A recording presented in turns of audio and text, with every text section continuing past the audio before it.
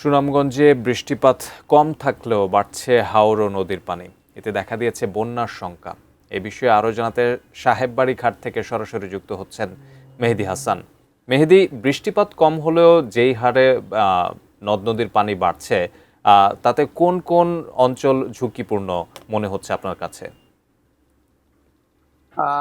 দেখুন, সুনামগঞ্জে গতকাল রাতে কিন্তু তেমন বৃষ্টিপাত হয়নি, তবে আজকে ভোর থেকে কিন্তু মাঝারি ধরনের বৃষ্টিপাত হচ্ছে, যার ফলে সুনামগঞ্জের বন্যার সংখ্যা আসলে এখনো থেকে যায়। এবং আপনাকে যদি বলে, আমি দেখুন এই মুহূর্তে আছি সুনামগঞ্জের এই সুরমা নদীর পাড়ে সাহেববাড়ি ঘাটে। এই এলাকায় এখনো কিন্তু পানি বৃদ্ধি অব্যাহত রয়েছে এবং বিশেষ করে পাহাড়ি ঢল কিন্তু অব্যাহত রয়েছে।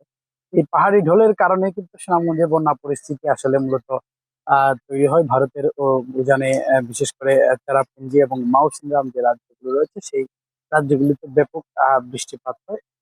বছরের বেশিরভাগ সময় এই এলাকায় বৃষ্টি থাকে এবং এই বৃষ্টি আসলে পরে পাহাড়ি ঢল হয়ে সুনামগঞ্জ দিয়ে নামে।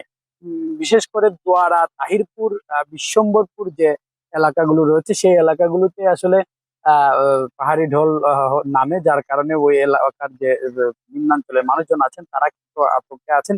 এবং এই পাহাড়ি ঢলের কারণে কিন্তু এই নিম্নাঞ্চলগুলো বেশিরভাগ সময় প্লাবিত হয় এবং এই সংখ্যাটি রয়েছে। তবে জেলা প্রশাসনের পক্ষ থেকে বলা হয়েছে এখনো আসলে তেমন কোনো অঞ্চল প্লাবিত হওয়ার খবর নেই। তবে তারা বলছেন যে আগামী 2 দিন বৃষ্টিপাত এভাবে অব্যাহত থাকবে এবং এই বৃষ্টিপাতের কারণে কিন্তু সুনামগঞ্জে বন্যা পরিস্থিতি সৃষ্টি হতে পারে বলে তারা আমাদেরকে জানিয়েছেন। এবং তারা ইতিমধ্যে কিন্তু 1311টি আশ্রয় কেন্দ্র খুলে রাখা হয়েছে এবং সকল উপজেলার এই ইউনোদের কিন্তু নির্দেশনা দেওয়া হয়েছে শুকনো খাবার প্রস্তুত রাখার জন্য। এবং আপনাকে আরেকটি বিষয় যদি বলি, সুনামগঞ্জ পৌরসভার সকল কর্মকর্তার ছুটি কিন্তু গতকাল রাত থেকে বাতিল করা হয়েছে, অর্থাৎ জেলা প্রশাসনের পক্ষ থেকে সকল ধরনের প্রস্তুতি নেওয়া হয়েছে এই বন্যার কারণে। এবং এখন পর্যন্ত আসলে যদি বলা হয়, শুধু একমাত্র তাহিরপুর এবং সুনামগঞ্জের যে সড়কটি রয়েছে সরাসরি সড়ক যোগাযোগের, সেই সড়ক যোগাযোগটি ডুবে সড়ক যোগাযোগ বিচ্ছিন্ন রয়েছে, বিঘ্নিত হচ্ছে, সরাসরি সড়ক যোগাযোগ বিচ্ছিন্ন হচ্ছে। তো সব মিলিয়ে আসলে সুনামগঞ্জে